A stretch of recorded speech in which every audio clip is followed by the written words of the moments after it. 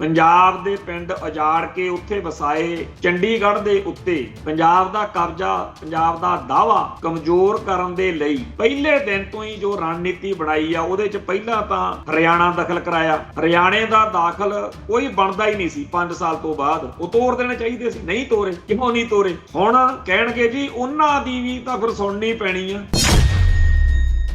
ਜਿਵੇਂ ਆਪਾਂ ਪੰਜਾਬ ਦੇ ਪਾਣੀਆਂ ਬਾਰੇ ਪਿੱਟਦੇ ਆ ਕਿ ਪੰਜਾਬ ਦੇ ਪਾਣੀਆਂ ਦੀ ਮਾਲਕੀ ਇਕੱਲੇ ਪੰਜਾਬ ਦੀ ਆ, ਉੱਥੇ ਉਹ ਕਹਿੰਦੇ ਨਹੀਂ ਜੀ, ਹਰਿਆਣੇ ਦੀ ਵੀ ਆ, ਰਾਜਸਥਾਨ ਦੀ ਵੀ ਆ।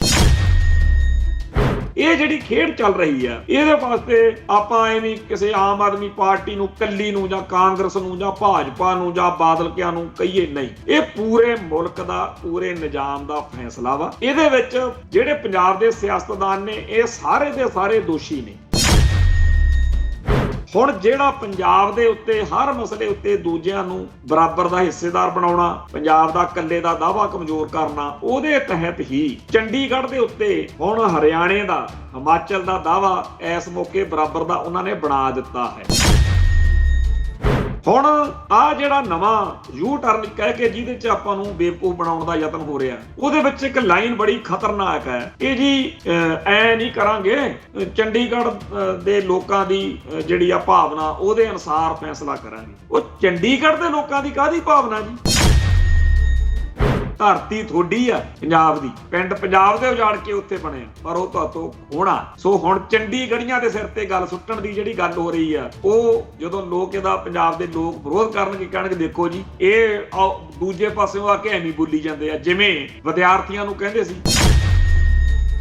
ਕੁੱਲ ਮਿਲਾ ਕੇ ਦਿੱਲੀ ਤੇ ਬ੍ਰਾਹਮਣਵਾਦ ਇਹ ਚਾਹੁੰਦਾ ਕਿ ਕੋਈ ਵੀ ਬੰਦਾ ਬੋਲੇ ਨਾ, ਹਰੇਕ ਦੇ ਉੱਤੇ ਕਾਠੀ ਮਾਰੀ ਚੱਲੋ ਵੀ ਤੇਰਾ ਕੀ ਹੱਕ ਬਣਦਾ। ਜੇ ਯੂਨੀਵਰਸਿਟੀ ਦਾ ਮਸਲਾ ਉੱਥੇ ਕਹਿ ਦੋ, ਵਿਦਿਆਰਥੀਆਂ ਦਾ ਤਾਂ ਕੋਈ ਕੰਮ ਹੀ ਨਹੀਂ, ਤੁਸੀਂ ਆਪਦਾ ਆਰਾਮ ਨਾਲ ਪੜ੍ਹੋ। ਜੇ ਪੋਲੀਟੀਕਲ ਬੰਦੇ ਬੋਲਣ, ਉਹਦਾ ਤਾਂ ਕੋਈ ਕੰਮ ਹੀ ਨਹੀਂ। ਇਵੇਂ ਚੰਡੀਗੜ੍ਹ ਦੇ ਬਾਰੇ ਵੀ ਚੰਡੀਗੜ੍ਹੀਆਂ ਦਾ ਮਸਲਾ, ਫਿਰ ਚੰਡੀਗੜ੍ਹੀਏ ਕੌਣ ਨੇ? ਜਿਹੜੇ ਅਸੀਂ ਪਹਿਲਾਂ ਲਿਆ ਕੇ ਬਿਠਾਏ ਨੇ ਦਿੱਲੀ ਵਾਲਿਆਂ ਨੇ। ਸੋ ਕੁੱਲ ਮਿਲਾ ਕੇ ਇੱਕ ਘੇਰਾਬੰਦੀ, ਇੱਕ ਵਿਉਂਤਬੰਦੀ ਬਾਹਮਣ ਨੇ ਕਰ ਲਈ ਆ ਜੀ, ਦਿੱਲੀ ਨੇ ਕਰ ਲਈ ਆ, ਲਾਲਿਆਂ ਨੇ ਕਰ ਲਈ ਆ। ਉਹਦੇ ਨਤੀਜੇ ਹੁਣ ਆਪਾਂ ਭੁਗਤਾਂਗੇ। ਚੰਡੀਗੜ੍ਹ ਦੇ ਉਹ ਲੋਕ ਜਿਨ੍ਹਾਂ ਦੇ ਪੁਰਖੇ ਪੰਜਾਬ ਲਈ, ਪੰਜਾਬੀਅਤ ਲਈ ਮਰਦੇ ਮਰਾਉਂਦੇ ਰਹੇ, ਉਹ ਬਹੁਤ ਤੇਜ਼ੀ ਨਾਲ ਬਦਲੇ ਨੇ, ਕਿਉਂਕਿ ਪਿਛਲੇ 40-50 ਸਾਲਾਂ 'ਚ ਅਗਲਿਆਂ ਨੇ ਮਿਹਨਤ ਕੀਤੀ ਹੈ। ਉਹਨਾਂ ਦੇ ਬੰਦੇ ਕੰਮ ਕਰਦੇ ਆ 24 ਘੰਟੇ, ਬਾਹਮਣ ਦੇ, ਦਿੱਲੀ ਵਾਲਿਆਂ ਦੇ, ਹਿੰਦੂਆਂ ਦੇ, ਜਿਹਦੇ ਨਾਲ ਸਿੱਖ ਜਿਹੜੇ ਆ ਕਲਪਣ, ਦੁਖੀ ਹੋਣ, ਸਿੱਖ ਕਿਤੇ ਚੈਨ ਦੀ ਨੀਂਦ ਨਾ ਸੌਂ ਜਾਣ। ਉਹਨਾਂ ਨੂੰ ਤਾਂ ਫਿਕਰ ਲੱਗਿਆ ਰਹਿੰਦਾ ਵੀ ਸਿੱਖ ਕਿਤੇ, ਉਹਨਾਂ ਨੂੰ ਕੋਈ ਨਾ ਕੋਈ ਮਸਲਾ ਚਾਹੀਦਾ, ਪੇਚ ਸਿੱਖ ਉਲਝੇ ਰਹਿਣ, ਕਿਉਂਕਿ ਜੇ ਸਿੱਖ ਇਹਨਾਂ ਮਸਲਿਆਂ 'ਚ ਉਲਝੇ ਰਹਿਣਗੇ ਫਿਰ ਉਹ ਖਾਲਿਸਤਾਨ ਲਈ ਨਹੀਂ ਲੜ ਸਕਣਗੇ। TV 84 ਉੱਤੇ ਪ੍ਰੋਗਰਾਮ ਖਬਰ ਦੀ ਖਬਰ ਦੇਖ ਰਹੇ ਸਾਰੇ ਦਰਸ਼ਕਾਂ ਨੂੰ ਮੈਂ ਸਰਬਜੀਤ ਸਿੰਘ ਘੁਮਾਣ ਫਤਿਹ ਅਰਜ਼ ਕਰਦਾ ਜੀ। ਵਾਹਿਗੁਰੂ ਜੀ ਕਾ ਖਾਲਸਾ, ਵਾਹਿਗੁਰੂ ਜੀ ਕੀ ਫਤਿਹ। ਇੰਡੀਆ ਨੇ ਸਿੱਖੀ ਨੂੰ ਤੇ ਸਿੱਖਾਂ ਨੂੰ ਮੜੀਆ ਮੇਟ ਕਰਨ ਦਾ ਜਿਹੜਾ ਪ੍ਰੋਜੈਕਟ ਤੋਰਿਆ ਹੋਇਆ, ਉਹਦੇ ਵਿੱਚ ਹਰ ਰੋਜ਼, ਹਰ ਪਲ ਕੁਛ ਨਾ ਕੁਛ ਨਵਾਂ ਵਾਪਰਦਾ, ਤੇ ਅਸੀਂ ਭਾਈ ਬਲਾਕਾ ਸਿੰਘ ਵਾਂਗ ਹੋਕਾ ਦੇ ਕੇ ਆਪਦੀ ਕੌਮ ਨੂੰ ਜਗਾਉਣ ਦਾ ਫਰਜ਼ ਨਿਭਾਉਂਦੇ ਰਹਿੰਦੇ ਹਾਂ। ਬੇਸ਼ੱਕ ਸਾਡੇ ਭਾਈਚਾਰੇ ਦੇ ਵਿੱਚ ਇੱਕ ਹਿੱਸਾ ਜਾਗਿਆ ਹੋਇਆ, ਪਰ ਬਹੁਤ ਵੱਡਾ ਹਿੱਸਾ ਡੂੰਘੀ ਗੂੜੀ ਨੀਂਦ ਵਿੱਚ ਸੁੱਤਾ ਪਿਆ। ਹੁਣ ਤਾਂ ਸਿੱਖੀ ਅਤੇ ਸਿੱਖਾਂ ਦੇ ਦੁਸ਼ਮਣਾਂ ਨੂੰ ਵੀ ਸ਼ਰਮ ਆਉਣ ਲੱਗੀ ਹੋਣੀ ਆ ਕਿ ਹੋਰ ਅਸੀਂ ਕਿਹੜੀ ਕਰਤੂਤ ਕਰਕੇ ਜਗਾਈਏ, ਇਹ ਤਾਂ ਹਟਦੇ ਹੀ ਨਹੀਂ ਹਿੰਦੂ ਸਿੱਖ ਏਕਤਾ ਦੀ ਡੁਗਡੁਗੀ ਖੜਕਾਉਣੋਂ, ਤੇ ਅਸੀਂ ਇਹਨਾਂ ਦੇ ਛੱਤਰ ਫੇਰ ਕੇ ਇਹਨਾਂ ਨੂੰ ਜਲੀਲ ਕਰਨੋਂ ਨਹੀਂ ਹਟ ਰਹੇ। ਖੈਰ, ਇਸ ਤਰੀਕੇ ਦੀਆਂ ਘਟਨਾਵਾਂ, ਇਸ ਤਰੀਕੇ ਦੀਆਂ ਗੱਲਾਂ ਬਾਤਾਂ ਦਾ ਇੱਕ ਲੰਬਾ ਚੌੜਾ ਚਿੱਠਾ ਕੇਸ ਜਿਹੜਾ ਹੈਗਾ, ਉਹ ਵੀ ਤਿਆਰ ਕਰੀ ਫਿਰਦੇ ਆ। ਇੱਕ ਵਾਰ ਇਸੇ ਹਿਸਾਬ ਕਿਤਾਬ ਦੇ ਵਿੱਚ ਮੈਂ ਕਾਪੀ ਪੈਨ ਲੈ ਕੇ ਬਹਿ ਗਿਆ ਵੀ ਇੰਡੀਆ ਦੇ ਸਿੱਖੀ ਅਤੇ ਸਿੱਖਾਂ ਉੱਤੇ ਹਮਲਿਆਂ ਦਾ ਇੱਕ ਲੇਖਾ ਜੋਖਾ ਤਿਆਰ ਕਰੀਏ 1947 ਤੋਂ। ਕਰ ਲਿਆ। ਫੇਰ ਆਇਆ ਵੀ ਨਹੀਂ, ਜਿਸ ਪਲ ਸਾਹਿਬ ਸ੍ਰੀ ਗੁਰੂ ਨਾਨਕ ਪਾਤਸ਼ਾਹ ਜੀ ਨੇ ਜਨੇਊ ਤੋਂ ਇਨਕਾਰ ਕੀਤਾ, ਉਸ ਪਲ ਤੋਂ ਲੈ ਕੇ ਹੁਣ ਤੱਕ ਹਿੰਦੂਤਵ ਨੇ, ਸਨਾਤਨ ਨੇ, ਬ੍ਰਾਹਮਣਵਾਦ ਨੇ ਜੋ ਸਿੱਖੀ ਅਤੇ ਸਿੱਖਾਂ ਨਾਲ ਕੀਤਾ, ਉਹਦਾ ਵੀ ਇੱਕ ਲੇਖਾ ਜੋਖਾ ਤਿਆਰ ਕਰ ਹੀ ਲਈਏ। ਉਹ ਵੀ ਕਰ ਲਿਆ। ਜਦੋਂ ਕਦੇ ਉਹ ਦੋਨੇ ਚੀਜ਼ਾਂ ਪੜ੍ਹ ਕੇ ਵਿਚਾਰ ਕਰੀਦੀ ਆ ਤਾਂ ਆਪਣੇ ਆਪ ਉੱਤੇ ਲਾਹਣਤਾਂ ਪਾਉਣ ਨੂੰ ਜੀ ਕਰਦਾ ਵੀ ਧੰਨ ਆ ਮੇਰੀ ਕੌਮ ਜਿਹੜੀ ਇਹ ਸਾਰਾ ਕੁਝ ਪਤਾ ਹੋਣ ਦੇ ਬਾਵਜੂਦ ਕਿ ਉਹਨਾਂ ਨੇ ਕਦੇ ਖੈਰ ਨਹੀਂ ਕੀਤੀ।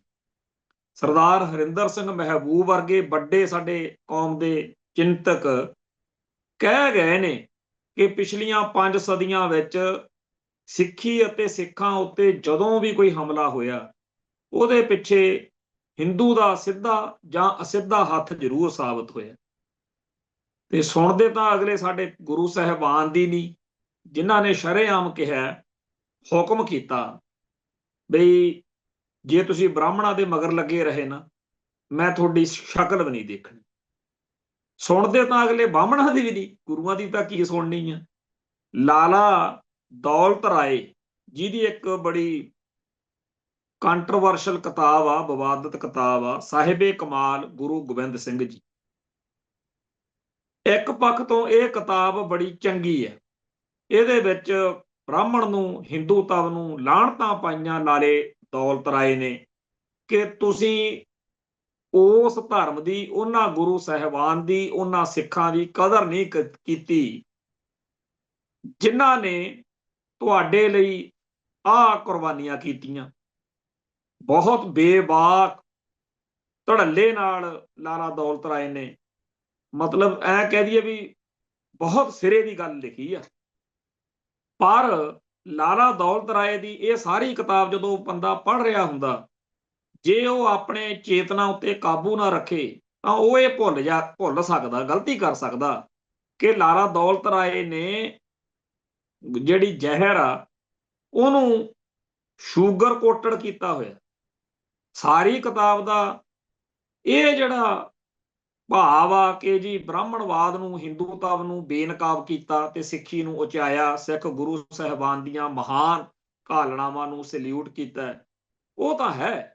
ਪਰ ਅਸਲ ਵਿੱਚ ਉਹਨੇ ਇਹੀ ਕਿਹਾ ਕਿ ਗੁਰੂ ਸਾਹਿਬਾਨ ਜਾਂ ਸਿੱਖ ਜਿਹੜੇ ਨੇ ਇਹ ਹਿੰਦੂ ਧਰਮ ਦਾ ਸੁਧਾਰ ਕਰਨ ਵਾਲੇ ਜਾਂ ਹਿੰਦੂਆਂ ਦਾ ਹੀ ਹਿੱਸਾ ਨੇ, ਇਹ ਤਾਂ ਹਿੰਦੂ ਵਰਗ ਦੇ ਵਿੱਚੋਂ ਹੀ ਆਉਂਦੇ ਨੇ। ਜਿਹੜੀ ਸਾਡੀ ਲੜਾਈ ਹੈ, ਜਾਣੀ ਕਿ ਉਹਨੇ ਸਾਡੀ ਲੜਾਈ ਸਾਰੀ ਹੋਈ ਇੱਕ ਤਰੀਕੇ ਨਾਲ ਹਰਾਉਣ ਵਾਲਾ ਪ੍ਰੋਜੈਕਟ ਜਿਹੜਾ।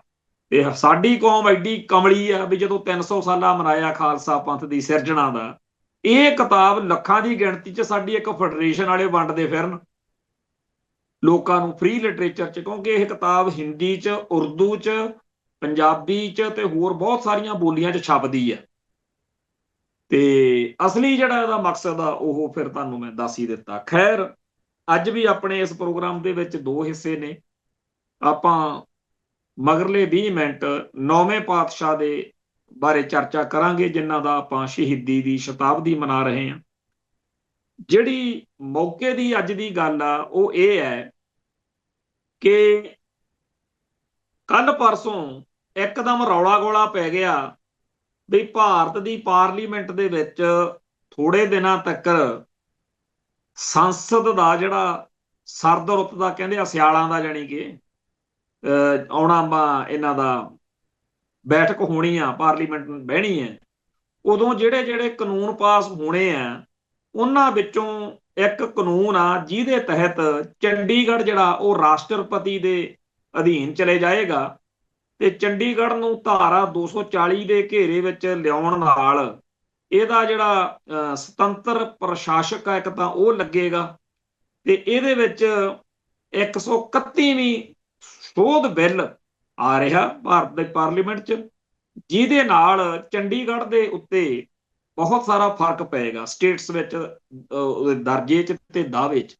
ਮੋਟੀ ਜੀ ਗੱਲ ਇਹ ਆ ਕਿ ਜਿਹੜਾ ਚੰਡੀਗੜ੍ਹ ਨੂੰ ਪੰਜਾਬ ਤੋਂ ਖੋਹਣ ਦਾ ਪ੍ਰੋਜੈਕਟ ਚੱਲ ਰਿਹਾ, ਉਹਦੇ ਤਹਿਤ ਕੈਬਨਿਟ ਦੀ ਮਨਜ਼ੂਰੀ ਤੋਂ ਬਾਅਦ ਜਿਹੜਾ ਏਜੰਡਾ ਬਣ ਕੇ ਪਾਰਲੀਮੈਂਟ ਲਈ ਪਾਸ ਹੋਇਆ, ਉਹਦੇ ਵਿੱਚ ਇਹ ਚੀਜ਼ ਆ ਚੁੱਕੀ ਸੀ ਕਿ ਅਗਲੀ ਜਿਹੜੀ ਆਪਾਂ ਬਹਿਣਾ ਅਗਲੇ ਪਾਰਲੀਮੈਂਟ ਦੇ ਵਿੱਚ, ਉਦੋਂ ਆਪਾਂ ਇਹ ਵੀ ਪਾਸ ਕਰ ਦੇਣਾ ਕਿ ਅੱਜ ਤੋਂ ਬਾਅਦ ਚੰਡੀਗੜ੍ਹ ਦਾ ਦਰਜਾ ਹੁਣ ਪਹਿਲਾਂ ਵਰਗਾ ਨਹੀਂ, ਜਿਵੇਂ ਭਾਰਤ ਦੇ ਹੋਰ ਬਹੁਤ ਸਾਰੇ ਕੇਂਦਰ ਸ਼ਾਸਿਤ ਪ੍ਰਦੇਸ਼, ਯੂਨੀਅਨ ਟੈਰੀਟਰੀ, ਯੂਟੀ ਕਹਿੰਦੇ ਆ ਜਿਹਨਾਂ, ਉਸ ਤਰ੍ਹਾਂ ਦਾ ਬਣ ਜੂ। ਯੂਨੀਅਨ ਟੈਰੀਟਰੀ ਜਿਹੜੇ ਹੋਰ ਨੇ ਉਹਨਾਂ ਵਰਗਾ ਬਣਨ ਦਾ ਤੇ ਹੁਣ ਦਾ ਕੀ ਫਰਕ ਆ। ਇਸ ਮੌਕੇ ਚੰਡੀਗੜ੍ਹ ਜਿਹੜਾ ਉਹ ਪੰਜਾਬ ਦੀ ਰਾਜਧਾਨੀ ਵੀ ਆ, ਜਿਹੜੀ ਕਿ ਨਾਲ ਹਰਿਆਣੇ ਦੀ ਸ਼ੇਅਰ ਕੀਤੀ, ਮਤਲਬ ਸਾਂਝੀ ਰਾਜਧਾਨੀ ਆ। ਇਸ ਤੋਂ ਅੱਗੇ ਇਹ ਯੂਨੀਅਨ ਟੈਰੀਟਰੀ ਹੈ। ਮੁੱਖ ਤੌਰ ਤੇ ਪੰਗਾ ਇਹ ਆ ਕਿ ਚੰਡੀਗੜ੍ਹ ਜਿਹੜਾ ਹੈ ਉਹ ਪੰਜਾਬ ਦੀ ਰਾਜਧਾਨੀ ਦੇ ਤੌਰ ਤੇ ਪੰਜਾਬ ਦੇ ਪਿੰਡ ਉਜਾੜ ਕੇ ਇੱਥੇ ਇਸ ਕਰਕੇ ਵਸਾਇਆ ਗਿਆ ਸੀ ਕਿ ਤੁਹਾਡੀ ਰਾਜਧਾਨੀ ਲਾਹੌਰ ਵਾਲੀ ਪਾਕਿਸਤਾਨ 'ਚ ਰਹਿ ਗਈ ਆ ਤੇ ਤੁਹਾਡੇ ਲਈ ਇੱਥੇ ਇਹ ਰਾਜਧਾਨੀ ਬਣਾਉਣੇ। ਹਾਲਾਤਾਂ ਨੇ, ਸਮੇਂ ਨੇ ਪੰਜਾਬੀ ਸੂਬਾ ਬਣਾਉਣ ਦੀ ਮੰਗ ਜਦੋਂ ਸਿਖਰ ਤੇ ਲਿਜਾਈ ਤੇ ਜਦੋਂ 1966 ਵਿੱਚ ਪੰਜਾਬ ਰੀਆਰਗੇਨਾਈਜੇਸ਼ਨ ਐਕਟ 1966 ਪਾਸ ਹੋਇਆ ਤਾਂ ਉਹਦੇ ਵਿੱਚ ਹਰਿਆਣਾ ਤੇ ਹਿਮਾਚਲ ਬਣਦੇ ਹੈ। ਹਿਮਾਚਲ ਨੂੰ ਤਾਂ ਆਪਦੀ ਰਾਜਧਾਨੀ ਸ਼ਿਮਲਾ ਮਿਲ ਗਈ ਤੇ ਹਰਿਆਣੇ ਵਾਲਿਆਂ ਨੂੰ ਕਹਿਤਾ ਕਿ ਤੁਹਾਡੀ ਰਾਜਧਾਨੀ ਇੰਤਜ਼ਾਮ ਕਰਦੇ ਆ, ਕੋਈ ਗੱਲ ਨਹੀਂ, ਤੁਸੀਂ 5 ਸਾਲ ਯਾਨੀ ਕਿ 1966 ਤੋਂ ਜੇ 5 ਸਾਲ ਲਈਏ ਤਾਂ 71 ਤੱਕ, 72 ਤੋਂ ਬਾਅਦ ਚੰਡੀਗੜ੍ਹ ਤੋਂ ਪੰਜਾਬ ਦਾ ਇਕੱਲੇ ਦਾ ਕਬਜ਼ਾ ਹੋ ਜਾਏਗਾ, ਉਹਨਾਂ ਦੀ ਰਾਜਧਾਨੀ ਹੋਏਗੀ ਕਿਉਂਕਿ ਉਹਨਾਂ ਦੇ ਪਿੰਡ ਉਜਾੜ ਕੇ ਬਣਾਇਆ। ਤੇ ਹਰਿਆਣੇ ਵਾਲਿਓ ਤੁਹਾਡੀ ਰਾਜਧਾਨੀ ਕਿਤੇ ਹੋਰ ਹਰਿਆਣੇ ਦੇ ਵਿੱਚ ਬਣਾ ਦਿਆਂਗੇ, ਤੁਸੀਂ 5 ਸਾਲ ਇੱਥੇ ਡੰਗ ਸਾਰ ਲਓ ਤੇ ਉਹਨੇ ਟਾਈਮ ਲਈ ਇੱਥੇ 60-40 ਦੀ ਰੇਸ਼ੋ ਨਾਲ ਦਫ਼ਤਰੀ ਅਮਲਾ ਤੇ ਹੋਰ ਪ੍ਰਬੰਧ ਜਿਹੜੇ ਆ ਉਹ ਚੱਲਣ। ਜਿਹੜਾ ਪ੍ਰਬੰਧ 1966 ਵਿੱਚ ਬਣਿਆ ਸੀ ਉਹ ਮੁੜ ਕੇ 1972 ਤੋਂ ਬਾਅਦ ਕਦੇ ਵੀ ਛੇੜਿਆ ਨਹੀਂ ਗਿਆ, ਜਿਹੜਾ ਛੇੜਨਾ ਸੀ। ਫਿਰ ਜਿਹੜਾ ਸਾਡਾ ਸਿੱਖ ਸੰਘਰਸ਼ ਦਾ ਦੌਰ ਆਇਆ ਉਦੋਂ ਮੌਜਾਂ ਹੀ ਲੱਗੀਆਂ, ਫਿਰ ਗਵਰਨਰ ਦਾ ਪੂਰਾ ਕਬਜ਼ਾ ਕਰਾਤਾ। ਹੌਲੀ ਹੌਲੀ ਇਹ ਪੰਜਾਬ ਦੀ ਰਾਜਧਾਨੀ ਵਾਲਾ ਦਾਵਾ ਸੀ ਜਿਹੜਾ ਚੰਡੀਗੜ੍ਹ ਤੇ, ਉਹਨੂੰ ਕਮਜ਼ੋਰ ਕੀਤਾ ਜਾਣ ਲੱਗ ਪਿਆ ਤੇ ਇਹਦੇ ਉੱਤੇ ਹਰਿਆਣੇ ਦਾ ਤਾਂ ਛੱਡੋ, ਹਿਮਾਚਲ ਦਾ ਵੀ ਦਾਵਾ ਜਿਹੜਾ ਸੀ ਉਹ ਮਜ਼ਬੂਤ ਕਰਨ ਵਾਲੀਆਂ ਹਰਕਤਾਂ ਕੇਂਦਰ ਸਰਕਾਰ ਜਾਂ ਭਾਰਤੀ ਨਿਜ਼ਾਮ ਬ੍ਰਾਹਮਣਵਾਦ ਕਰਨ ਕਰਾਉਣ ਲੱਗ ਪਿਆ ਤੇ ਉਹ ਸਿੱਖਾਂ ਦਾ ਪੰਜਾਬ ਦਾ ਇਹ ਰੌਲਾ ਪੈ ਗਿਆ ਵੀ ਸਾਡਾ ਚੰਡੀਗੜ੍ਹ ਸਾਡੇ ਹਵਾਲੇ ਕਰੋ। ਸੋ ਬਾਰ-ਬਾਰ ਕਾਨੂੰਨੀ ਜਾਂ ਨੈਤਿਕ ਤੌਰ ਤੇ ਪੰਜਾਬ ਦੇ ਲੋਕਾਂ ਦੇ ਜਾਂ ਸਿੱਖਾਂ ਦੇ ਸਾਹਮਣੇ ਕੇਂਦਰ ਵਾਲਿਆਂ ਨੂੰ ਮੰਨਣਾ ਪੈਂਦਾ ਰਿਹਾ ਕਿ ਚੰਡੀਗੜ੍ਹ ਤਾਂ ਪੰਜਾਬ ਦਾ ਹੀ ਹੈ, ਪਰ ਖੋਹਣ ਦੀ ਜਿਹੜੀ ਨੀਤ ਸੀ ਉਹ ਕਦੇ ਉਹਨਾਂ ਨੇ ਨਾ ਅੰਦਰੋਂ ਕੱਢੀ ਤੇ ਨਾ ਉਹਨਾਂ ਨੇ ਹੁਣ ਕੱਢੀ ਹੈ। ਹੁਣ ਉਹਨਾਂ ਨੇ ਇਹ ਸਾਰੇ ਸਮੇਂ ਦੌਰਾਨ ਹੌਲੀ ਹੌਲੀ ਗੱਲ ਇੱਥੇ ਲੈ ਆਂਦੀ ਕਿ ਕੈਬਨਿਟ ਦੇ ਵਿੱਚ ਮਤਾ ਪਾਸ ਕਰਵਾ ਕੇ ਹੁਣ ਕੱਲਾ ਪਾਰਲੀਮੈਂਟ ਵਾਲਾ ਕੰਮ ਰਹਿੰਦਾ ਸੀ, ਜਾਣੀ ਕਿ ਹੁਣ ਰਾਸ਼ਟਰਪਤੀ ਦੇ ਅਧੀਨ ਜਿਵੇਂ ਗੋਆ, ਦਮਨ, ਦਿਊ ਤੇ ਹੋਰ ਬਹੁਤ ਸਾਰੇ ਯੂਨੀਅਨ ਟੈਰੀਟਰੀ ਨੇ ਇੰਡੀਆ ਦੇ, ਉਹਨਾਂ ਵਰਗਾ ਇਹਨੂੰ ਬਣਾਉਣਾ ਸੀ। ਰੌਲਾ ਬਹੁਤ ਜ਼ਿਆਦਾ ਪੈ ਗਿਆ, ਚੀਕ ਚੰਗਿਆੜਾ, ਰੌਲਾ ਰੱਪਾ ਪੋਲੀਟੀਕਲ ਪਾਰਟੀਆਂ ਦਾ ਉਹ ਤਾਂ ਆਪਦੀ ਥਾਂ ਤੇ ਸੀ, ਉਹਦਾ ਤਾਂ ਬਹੁਤਾ ਸ਼ਾਇਦ ਅਸਰ ਨਾ ਲੈਂਦੇ। ਪਹਿਲਾਂ ਕਿਹੜਾ ਭਾਜਪਾ ਵਾਲੇ ਇਹਨਾਂ ਦੀ ਬੜੀ ਸੁਣਦੇ ਆ, ਜਦੋਂ ਇਹੀ ਸਾਰੇ ਸਿਆਸੀ ਭਲਵਾਨ ਇੱਥੇ ਸੀਗੇ, ਜਦੋਂ ਕਾਲੇ ਕਾਨੂੰਨ ਜਿਹੜੇ ਆ ਉਹ ਕੀਤੇ ਆ ਇਹਨਾਂ ਨੇ, ਮੋਦੀ ਸਰਕਾਰ ਨੇ, ਤੇ ਉਦੋਂ ਵੀ ਲੋਕ ਸ਼ਕਤੀ ਆ ਜਿਹੜੀ ਜਾਂ ਇੰਡੀਆ ਲੈਵਲ ਤੇ ਜਾਂ ਵਰਲਡ ਲੈਵਲ ਤੇ ਜੋ ਕਾਲੇ ਕਾਨੂੰਨਾਂ ਦੇ ਖਿਲਾਫ ਉਹਦਾ ਉਭਾਰ ਬਣਿਆ, ਉਹਦੇ ਕਰਕੇ ਫਿਰ ਬੈਕਫਾਇਰ ਹੋ ਗਿਆ ਸਾਰਾ ਉਹ ਪ੍ਰੋਜੈਕਟ ਕਾਲੇ ਕਾਨੂੰਨ ਨਾਲ। ਹੁਣ ਵੀ ਜਿਹੜਾ ਇਹਨਾਂ ਦੇ ਪਤਾ ਨਹੀਂ ਉਹ ਕਿਵੇਂ ਯਾਦ ਨਹੀਂ ਰਿਹਾ ਜਾਂ ਕੀ ਹੋਇਆ ਵੀ ਸਾਰੇ ਸੰਸਾਰ ਦੇ ਵਿੱਚ ਇਹਨਾਂ ਦੀ ਤੋਏ ਤੋਏ ਹੋਣ ਲੱਗ ਪਈ ਵੀ ਇੱਕ ਪਾਸੇ ਤਾਂ ਖਾਲਸਾ ਪੰਥ ਵੱਲੋਂ ਪਹਿਲਾਂ ਹੀ ਇਹ ਇਤਰਾਜ਼ ਤੁਹਾਡੇ ਤੇ ਹੋ ਰਿਹਾ ਕਿ 9ਵੇਂ ਪਾਤਸ਼ਾਹ ਦੀ ਸ਼ਹਾਦਤ ਨੂੰ ਜਿਸ ਤਰੀਕੇ ਨਾਲ ਤੁਹਾਨੂੰ ਲੈਣਾ ਚਾਹੀਦਾ ਉਵੇਂ ਤੁਸੀਂ ਨਹੀਂ ਕਰ ਰਹੇ। ਹੁਣ ਤੁਸੀਂ ਉਦੋਂ ਵੱਡੀ ਅਕਿਰਤ ਘਣਤਾ ਕਰਨ ਲੱਗੇ ਹੋ ਕਿ ਚੰਡੀਗੜ੍ਹ ਖੋਹ ਕੇ ਪੰਜਾਬ ਤੋਂ ਇਹ ਕੀ ਕਰਨ ਲੱਗੇ। ਦੂਜਾ ਇਹ ਬਈ ਪੰਜਾਬ ਦੇ ਵਿੱਚ ਬੀਜੇਪੀ ਨਾਲ ਜੁੜੇ ਹੋਏ ਬਹੁਤੇ ਜਿਹੜੇ ਲੋਕ ਨੇ ਉਹਨਾਂ ਲਈ ਬੜਾ ਔਖਾ ਹੋ ਗਿਆ ਸੀ, ਕਿਉਂਕਿ ਪੰਜਾਬ ਦੇ ਵਿੱਚ ਹੱਕ ਸੱਚ ਦੀ ਜਿਹੜੀ ਇੱਥੇ ਇੱਕ ਧੁਮਕਾੜ ਪਈ ਹੋਈ, ਮੈਂ ਮੰਨਦਾ ਇਸ ਗੱਲ ਨੂੰ, ਇਹਦੇ ਤੋਂ ਹਰੇਕ ਚਾਹੇ ਉਹ ਜਿੰਨਾ ਮਰਜ਼ੀ ਪੰਜਾਬ ਦੇ ਜਾਂ ਸਿੱਖਾਂ ਦੇ ਉਲਟ ਵਾ, ਸਿੱਖੀ ਦੇ ਉਲਟ, ਪਰ ਇੰਨਾ ਉਹਨੂੰ ਪਤਾ ਕਿ ਮੈਂ ਗਲੀ 'ਚ ਖੜਨਾ, ਇੱਥੇ ਭਾਈਚਾਰੇ 'ਚ ਵਿਚਰਨਾ। ਸੁਨੀਲ ਕੁਮਾਰ ਜਾਖੜ ਤੇ ਹੋਰ ਬੀਜੇਪੀ ਦੇ ਆਗੂਆਂ ਨੇ ਬਹੁਤ ਜ਼ਿਆਦਾ ਇਸ ਗੱਲ ਦੇ ਉੱਤੇ ਪ੍ਰਤੀਕਿਰਿਆ ਦਿੱਤੀ। ਕੁੱਲ ਮਿਲਾ ਕੇ ਪੰਜਾਬ ਦੀ ਬੀਜੇਪੀ ਦਾ ਵੀ ਦਬਾਅ ਬਣਿਆ, ਕਾਰਨ ਹੋਰ ਵੀ ਕਈ ਨੇ। ਮੋਟੇ ਤੌਰ ਦੇ ਉੱਤੇ ਸਾਰੇ ਇਸ ਰੌਲੇ ਤੋਂ ਬਾਅਦ ਜਦੋਂ ਮੀਟਿੰਗਾਂ ਦਾ ਵੀ ਅਸੀਂ ਜੀ ਅਕਾਲੀ ਦਲ ਕਹਿੰਦਾ ਮੀਟਿੰਗ ਕਰਾਂਗੇ, ਬੀਜੇਪੀ ਵਾਲੇ ਕਹਿੰਦੇ ਅਸੀਂ ਆਹ ਕਰ ਦਿਆਂਗੇ, ਆਪ ਵਾਲੇ ਕਹਿੰਦੇ ਉਹ ਕਰ ਦਿਆਂਗੇ, ਫਿਰ ਉਹਨਾਂ ਨੇ ਕੱਲ ਨਵਾਂ ਜਿਹਨੂੰ ਕਹਿੰਦੇ ਆ ਅਖਬਾਰਾਂ ਵਾਲੇ ਮੀਡੀਆ ਵਾਲੇ ਝੂਠ ਬੋਲ ਰਹੇ ਨੇ, ਕਹਿੰਦੇ ਆ ਜੀ ਯੂ ਟਰਨ ਲੈ ਲਿਆ। ਯੂ ਟਰਨ ਕਹਿੰਦੇ ਲੈ ਲਿਆ ਵੀ ਅਜੇ ਜੀ ਕੋਈ ਇਹੋ ਜਿਹਾ ਹੈ ਨਹੀਂ ਗਾ ਗੱਲ, ਕੋਈ ਤੁਸੀਂ ਤਾਂ ਐਵੇਂ ਕਹਿੰਦੇ ਦਿਲ ਤੇ ਲਾ ਗਏ, ਅਜੇ ਇਹ ਕੋਈ ਮਸਲਾ ਹੀ ਹੈ ਨਹੀਂ ਗਾ ਤੇ ਚੰਡੀਗੜ੍ਹ ਦੇ ਬਾਰੇ ਜਦੋਂ ਕੋਈ ਫੈਸਲਾ ਲੈਣਾ ਹੋਊਗਾ ਉਹ ਜਿਹੜੇ ਹਾਲਾਤ ਮਾਹੌਲ ਹੋਊ ਉਹਨੂੰ ਸਾਰਿਆਂ ਨੂੰ ਦੇਖ ਕੇ ਲਵਾਂਗੇ, ਬੜੀਆਂ ਸੋਹਣੀਆਂ ਸੋਹਣੀਆਂ ਜਿਹੀਆਂ ਗੱਲਾਂ ਕਰਕੇ ਇੱਥੇ ਸਾਡੇ ਸਾਰੇ ਅਖਬਾਰਾਂ ਵਾਲਿਆਂ ਨੇ, ਖਾਸ ਤੌਰ ਤੇ ਸਿਆਸੀ ਭਲਵਾਨਾਂ ਨੇ ਪੱਟਾਂ ਤੇ ਥਾਪੀਆਂ ਮਾਰ ਮਾਰ ਕੇ ਕਹਿ ਦਿੱਤਾ ਕਿ ਜੀ ਦੇਖੋ ਫਿਰ ਅਸੀਂ ਯੂ ਟਰਨ ਦਵਾਤਾ, ਜਿਹੜੀ ਤੇ 131ਵੀਂ ਸੰਵਿਧਾਨਕ ਸ਼ੋਧ ਹੋਣ ਜਾ ਰਹੀ ਸੀ ਉਹਦੇ ਵਿੱਚ ਉਹ ਕੇਂਦਰ ਪਿੱਛੇ ਹਟ ਗਿਆ। ਪਰ ਉਹਦੀ ਇੱਕ ਲਾਈਨ ਆ ਜੀ ਜਿਹਨੂੰ ਬਹੁਤ ਗੰਭੀਰਤਾ ਨਾਲ ਔਰ ਬੜੇ ਡੂੰਘੇ ਵਿਚਾਰ ਨਾਲ ਸਮਝਣ ਦੀ ਲੋੜ ਹੈ। ਉਹ 'ਚ ਲਿਖਿਆ, ਸਾਰੇ ਹਿੱਸੇਦਾਰਾਂ ਨਾਲ ਢੁਕਵੀਂ ਸਲਾਹ ਮਸ਼ਵਰੇ ਮਗਰੋਂ ਹੀ ਫੈਸਲਾ ਲਵਾਂਗੇ। ਪ੍ਰਸਤਾਵ ਇਸ ਸਮੇਂ ਕੇਂਦਰ ਸਰਕਾਰ ਦੇ ਪੱਧਰ ਤੇ ਵਿਚਾਰ ਅਧੀਨ ਆ। ਇਸ ਪ੍ਰਸਤਾਵ ਤੇ ਅਜੇ ਨਹੀਂ ਕੋਈ ਫੈਸਲਾ ਲਿਆ। ਕੇਂਦਰ ਵੱਲੋਂ ਸੋਧ ਰਾਹੀਂ ਚੰਡੀਗੜ੍ਹ ਦਾ ਦਰਜਾ ਤੇ ਬਾਕੀ ਕੇਂਦਰ ਸ਼ਾਸਿਤ ਪ੍ਰਦੇਸ਼ਾਂ ਵਰਗਾ ਦਰਜਾ ਕਰਨ ਦਾ ਜਿਹੜਾ ਇਹ ਮਾਮਲਾ ਅਜੇ ਇਹਨੂੰ ਇੱਥੇ ਸਟੈਂਡ ਕਰਦੇ। ਹੁਣ ਇਹ ਯੂ ਟਰਨ ਕਿਵੇਂ ਹੋਇਆ? ਜਿਹੜਾ ਆਪਾਂ ਨੂੰ ਸਾਰੇ ਇਹ ਬੇਵਕੂਫ ਬਣਾ ਰਹੇ ਨੇ, ਇਹ ਉਵੇਂ ਦੀ ਕਹਾਣੀ ਆ ਜਿਵੇਂ ਜਿੱਦਣ ਪੰਜਾਬ ਯੂਨੀਵਰਸਿਟੀ ਚੰਡੀਗੜ੍ਹ ਦੇ ਮਸਲੇ ਤੇ ਪਹਿਲਾਂ ਇੱਕ ਐਲਾਨ ਆ ਗਿਆ ਤੇ ਲੋਕ ਉਹਦੀਆਂ ਅਜੇ ਲੱਗੇ ਹੋਏ ਸੀ, ਜਦ ਨੂੰ ਦੂਜਾ ਆ ਗਿਆ। ਉਹਦੇ ਤੋਂ ਜਿਹੜੇ ਨਾਲ ਸੰਬੰਧਿਤ ਬੰਦੇ ਸੀ ਉਹ ਸਾਰੇ ਕਹਿੰਦੇ ਮੀਡੀਆ ਵਾਲੇ ਤੇ ਸਿਆਸੀ ਭਲਵਾਨ ਝੂਠ ਬੋਲ ਰਹੇ ਨੇ, ਅਸਲ ਵਿੱਚ ਠੱਗੀ ਵੱਜ ਰਹੀ ਆ। ਜਿੰਨਾ ਟਾਈਮ ਇਹ ਜਿਹੜਾ ਦੂਜਾ ਬਾਅਦ ਵਾਲਾ ਆਇਆ ਜਿਹਦੇ 'ਚ ਆ ਗੜਬੜ ਕੀਤੀ ਹੋਈ ਆ, ਉਹ ਸਾਰੀ ਗੱਲ ਸਮਝਾਈ। ਅਸਲ ਵਿੱਚ ਜਿੰਨਾ ਟਾਈਮ ਆਪਣੇ ਬੰਦੇ ਇਹ ਨਹੀਂ ਨਾ ਸਮਝਦੇ ਕਿ ਹਿੰਦੂ ਤੇ ਯਕੀਨ ਨਹੀਂ ਕਰੀਦਾ, ਉਹ ਬੜਾ ਸ਼ਾਤਰ ਆ, ਬੜਾ ਮਕਾਰ ਆ। ਉਹ ਜਦੋਂ ਪੂਰੀ ਵਿਪਤਾ 'ਚ ਫਸਿਆ ਹੋਵੇ ਉਦੋਂ ਵੀ ਠੱਗੀ ਨਹੀਂ ਛੱਡ ਸਕਦਾ। तो ਜਿਹੜੀ मैं इतने गल कहना हुन्ना कि बात वो कीजिए हो जिसके हजार पहलू, कोई तो पहलू बच जाएगा बात बदलने के लिए, पर गल बदलनी हुंदी अगलियां ने। उस हिसाब दे नाल ही जिहड़ी इस वेले पोजीशन है जी वो ये है कि चंडीगढ़ पंजाब नूं देना नहीं, ये उन्हां दा बहुत बड़ा मतलब प्रण कीता होया। जिवें कहंदे आ रघुकुल रीत सदा चली आई, प्राण जाए पर बचन ना जाई। भावें ये कोई उन्हां दा किन्नी बार मुकरे ये गल अलग आ, पर ये वो दावा बड़ा करदे आ। इस मौके उन्हां दा प्रण कीता होया। ਜਿਹੜੇ ਬੰਦੇ ਝੂਠ ਬੋਲ ਕੇ ਤੁਹਾਨੂੰ ਗੁੰਮਰਾਹ ਕਰਦੇ ਆ ਉਹਨਾਂ ਦੀਆਂ ਉਹ ਜਾਣਨ, ਪਰ ਮੇਰਾ ਸਾਫ਼ ਸੱਚ ਦੱਸਣ ਦਾ ਭਾਵ ਇਹ ਹੈ ਕਿ ਜੀ ਉਹਨਾਂ ਨੇ ਪੰਜਾਬ ਦੇ ਪਿੰਡ ਉਜਾੜ ਕੇ, ਪੰਜਾਬ ਦੇ ਪਿੰਡ ਉਜਾੜ ਕੇ ਉੱਥੇ ਵਸਾਏ। ਚੰਡੀਗੜ੍ਹ ਦੇ ਉੱਤੇ ਪੰਜਾਬ ਦਾ ਕਬਜ਼ਾ, ਪੰਜਾਬ ਦਾ ਦਾਅਵਾ ਕਮਜ਼ੋਰ ਕਰਨ ਦੇ ਲਈ ਪਹਿਲੇ ਦਿਨ ਤੋਂ ਹੀ ਜੋ ਰਣਨੀਤੀ ਬਣਾਈ ਆ, ਉਹਦੇ 'ਚ ਪਹਿਲਾਂ ਤਾਂ ਹਰਿਆਣਾ ਦਖਲ ਕਰਾਇਆ। ਹਰਿਆਣੇ ਦਾ ਦਾਖਲ ਕੋਈ ਬਣਦਾ ਹੀ ਨਹੀਂ ਸੀ 5 ਸਾਲ ਤੋਂ ਬਾਅਦ, ਉਹ ਤੋੜ ਦੇਣੇ ਚਾਹੀਦੇ ਸੀ, ਨਹੀਂ ਤੋਰੇ। ਕਿਉਂ ਨਹੀਂ ਤੋਰੇ? ਹੁਣ ਕਹਿਣਗੇ ਜੀ ਉਹਨਾਂ ਦੀ ਵੀ ਤਾਂ ਫਿਰ ਸੁਣਨੀ ਪੈਣੀ ਆ। ਉਹ ਭਾਈ ਦਾਅਵਾ ਤਾਂ ਇਕੱਲੇ ਪੰਜਾਬ ਦਾ, ਉਹਨਾਂ ਦੀ ਕਾਹਦੀ ਸੁਣਨੀ ਆ? ਹੁਣ ਵਿਚਾਲੇ ਲਿਆ ਕੇ ਹਿਮਾਚਲ ਵਾਲਾ ਵੀ ਸੀਐਮ ਲੱਗਿਆ ਹੋਇਆ ਜੀ, ਸਾਡੀ ਵੀ ਗੱਲ ਵਾ ਇਹਦੇ 'ਚ, ਉਹਦਾ ਤਾਂ ਬਿਲਕੁਲ ਹੀ ਨਹੀਂ ਬਣਦਾ।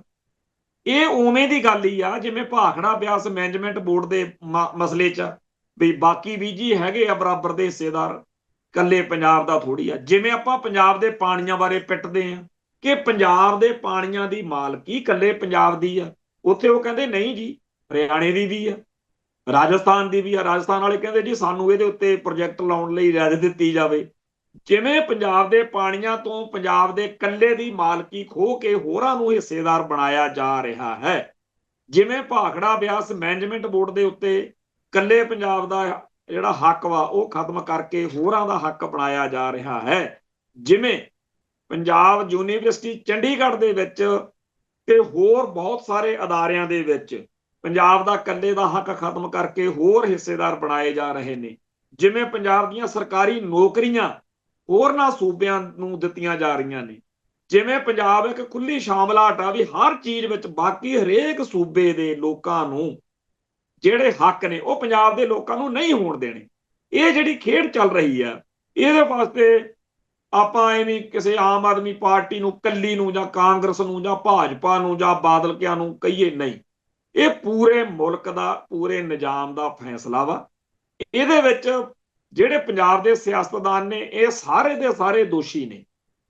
ਵੱਧ ਗੁੱਸਾ ਆਪਾਂ ਨੂੰ ਬਾਦਲਕਿਆਂ ਤੇ ਅਕਾਲੀਆਂ ਤੇ ਤਾਂ ਆਉਂਦਾ ਵੀ ਇਹ ਪੰਥ ਦਾ ਨਾਂ ਵੀ ਲੈਂਦੇ ਆ, ਪਰ ਕਾਂਗਰਸ ਵਾਲੇ ਆ ਜਿਹੜੇ, ਆਮ ਆਦਮੀ ਪਾਰਟੀ ਵਾਲੇ ਆ ਜਿਹੜੇ, ਜਾਂ ਬੀਜੇਪੀ ਨਾਲ ਸੰਬੰਧਿਤ ਆ ਜਾਂ ਕਿਸੇ ਵੀ ਹੋਰ ਪਾਰਟੀ ਨਾਲ ਸੰਬੰਧਿਤ ਆ, ਪੰਜਾਬ ਦੇ ਬਾਕੀ ਸਿਆਸਤਦਾਨ ਵੀ ਬਰਾਬਰ ਦੇ ਦੋਸ਼ੀ ਨੇ। ਹੁਣ ਜਿਹੜਾ ਪੰਜਾਬ ਦੇ ਉੱਤੇ ਹਰ ਮਸਲੇ ਉੱਤੇ ਦੂਜਿਆਂ ਨੂੰ ਬਰਾਬਰ ਦਾ ਹਿੱਸੇਦਾਰ ਬਣਾਉਣਾ, ਪੰਜਾਬ ਦਾ ਇਕੱਲੇ ਦਾ ਦਾਅਵਾ ਕਮਜ਼ੋਰ ਕਰਨਾ, ਉਹਦੇ ਤਹਿਤ ਹੀ ਚੰਡੀਗੜ੍ਹ ਦੇ ਉੱਤੇ ਹੁਣ ਹਰਿਆਣੇ ਦਾ, ਹਿਮਾਚਲ ਦਾ ਦਾਵਾ ਇਸ ਮੌਕੇ ਬਰਾਬਰ ਦਾ ਉਹਨਾਂ ਨੇ ਬਣਾ ਦਿੱਤਾ ਹੈ, ਬਣਾ ਧਰਿਆ ਜੀ ਉਹਨਾਂ ਨੇ। ਹੁਣ ਆ ਜਿਹੜਾ ਨਵਾਂ ਯੂ ਟਰਨ ਕਹਿ ਕੇ ਜਿਹਦੇ 'ਚ ਆਪਾਂ ਨੂੰ ਬੇਵਕੂਫ ਬਣਾਉਣ ਦਾ ਯਤਨ ਹੋ ਰਿਹਾ, ਉਹਦੇ ਵਿੱਚ ਇੱਕ ਲਾਈਨ ਬੜੀ ਖਤਰਨਾਕ ਹੈ ਕਿ ਜੀ ਐ ਨਹੀਂ ਕਰਾਂਗੇ, ਚੰਡੀਗੜ੍ਹ ਦੇ ਲੋਕਾਂ ਦੀ ਜਿਹੜੀ ਆ ਭਾਵਨਾ ਉਹਦੇ ਅਨੁਸਾਰ ਫੈਸਲਾ ਕਰਾਂਗੇ। ਉਹ ਚੰਡੀਗੜ੍ਹ ਦੇ ਲੋਕਾਂ ਦੀ ਕਾਹਦੀ ਭਾਵਨਾ ਜੀ? ਜਿਵੇਂ ਮੇਰੇ ਆਪਦੇ ਘਰ ਦੀ, ਮੇਰੀ ਆਪਦੀ ਜੱਦੀ ਜਾਇਦਾਦ ਹੋਵੇ, ਕੁਝ ਕਾਰਨ ਬਸ ਮੈਂ ਕੁਝ ਹਿੱਸੇ 'ਚ ਕੁਝ ਲੋਕਾਂ ਨੂੰ ਵਸਾ ਦੇਵਾਂ, ਮੇਰਾ ਭਰਾ ਉੱਠੇ ਉਹ ਕਹਿੰਦੇ ਚਾਰ ਮੈਂ ਵੀ ਬਿਠਾਉਣੇ ਆ, ਸਾਂਝੀ ਆ, ਮੇਰੇ ਤਾਏ ਦਾ ਮੁੰਡਾ ਆ 10 ਉਹਨੇ ਬਿਠਾਤੇ ਮਾਣ ਤਾਣ ਨਾਲ, ਹੌਲੀ ਹੌਲੀ ਉਹ ਸਾਡੀ 90% ਪ੍ਰਾਪਰਟੀ ਦੇ ਉੱਤੇ ਉਹ ਬੰਦੇ ਵੈਸੇ ਬਿਠਾਏ ਹੋਏ ਨੇ।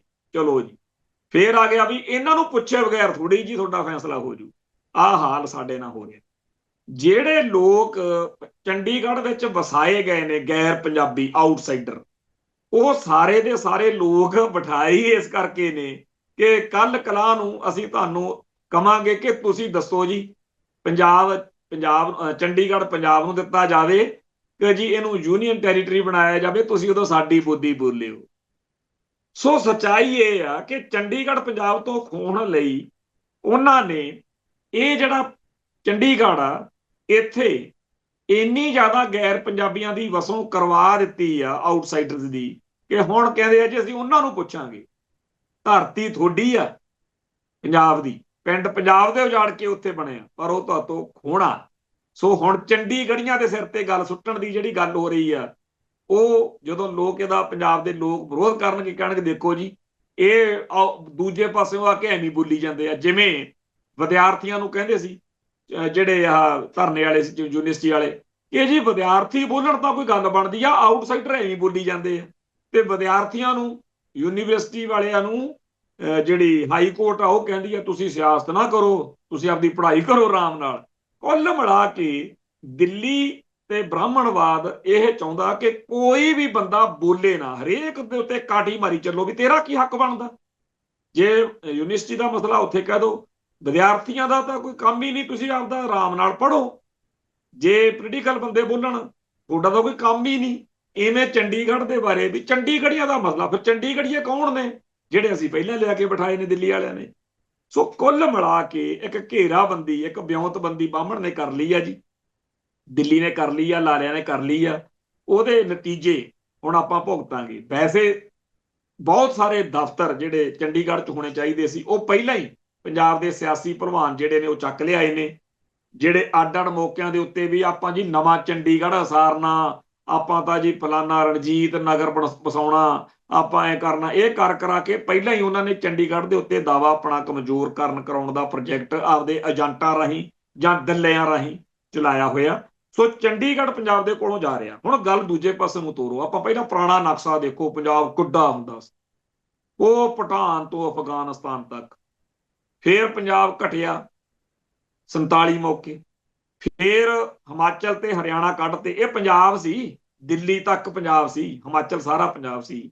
ਇਹ ਸਾਰਾ ਪੰਜਾਬ ਜਿਹੜਾ ਸੀ, ਇਹਦੇ ਚ ਪੰਜਾਬੀ ਬੋਲਦੇ ਇਲਾਕੇ ਜਿਹਦੇ ਪਿੱਛੇ ਹੁਣ ਤੱਕ ਲੜਦੇ ਰਹੇ ਆ, ਉਹ ਚਲੇ ਗਏ ਹਰਿਆਣੇ 'ਚ।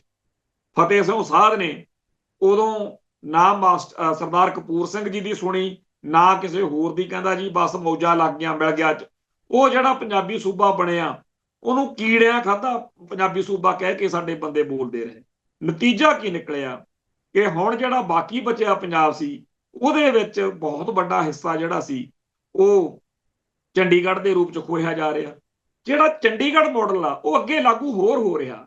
ਜਿਵੇਂ ਪੰਜਾਬ ਦੇ ਵਿੱਚ ਆਊਟਸਾਈਡਰਸ ਨੂੰ ਵਸਾਇਆ ਜਾ ਰਿਹਾ, ਗੈਰ ਪੰਜਾਬੀਆਂ ਨੂੰ ਜਿਹੜਾ ਰੌਲਾ ਪੈਂਦਾ, ਇੱਕ ਦਿਨ ਆਊਗਾ ਜਦੋਂ ਉਹਨਾਂ ਨੂੰ ਲੱਗੂਗਾ 1966 ਵਿੱਚ ਜੇਕਰ ਚੰਡੀਗੜ੍ਹ ਦੇ ਵਿੱਚ ਸਰਵੇ ਜਾਂ ਰੈਫਰੈਂਡਮ ਕਰਾਉਂਦੇ ਤੇ ਚੰਡੀਗੜ੍ਹੀਆਂ ਨੂੰ ਪੁੱਛ ਲੈਂਦੇ ਆ, ਉਦੋਂ 90% ਚੰਡੀਗੜ੍ਹ ਦੇ ਲੋਕਾਂ ਨੇ ਪੰਜਾਬ ਨਾਲ ਰਹਿਣ ਦਾ ਐਲਾਨ ਕਰਨਾ ਸੀ।